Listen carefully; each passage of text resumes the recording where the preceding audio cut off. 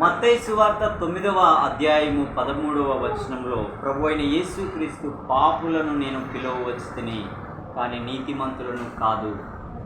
రోగులకే వైద్యుడు అవసరం, కానీ ఆరోగ్యం కలిగిన వారికి వైద్యుడు అవసరం లేదు. అలాగే నేను పాపులను ప్రేమించి వారి కొరకు ప్రాణం పెట్టుటకు లోకమునకు వచ్చిన దేవుని కుమారుడను. నేను బలిని కోరువాడను కాదు, కానీ కనికరమునే కోరువాడును.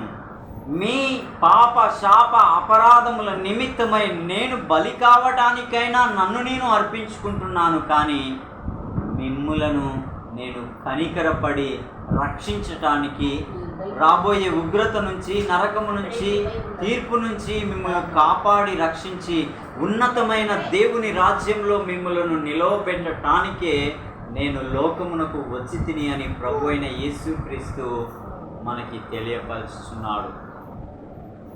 పాపం చేసిన వాడికే శిక్ష. ఎవని యొక్క శిక్ష వాడే భరించాలి.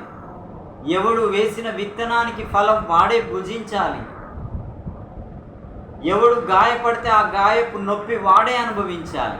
కానీ అవన్నీ ప్రభు అయిన క్రీస్తు మన నుండి తీసుకొని, ఆయన రక్తం వలన మనకు రక్షణ, ఆయన ఆత్మ వలన మనం అబ్బా తండ్రి అని పిలిచే భాగ్యము ఆయన కుమారుడైన యేసుక్రీస్తు ద్వారా దొరుకుటకు గల కారణం ఏంటంటే, ఆయన కనికరాన్ని మన ఎడల కనపరిచి బలిని, తన కుమారుడైన యేసుక్రీస్తుని బలి అర్పణగా చేసిన గొప్ప జీవం గల దేవుణ్ణి కలిగిన మనం ఆ దేవుణ్ణి ఆరాధించాలి.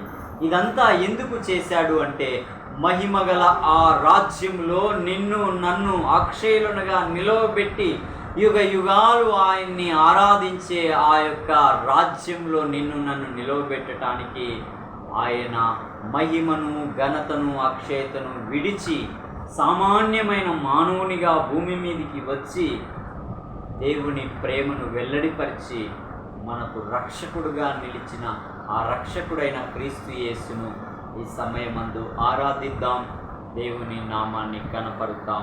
దేవుడు తన మాటలు మన వినికిడిలో దీవించునుగాక.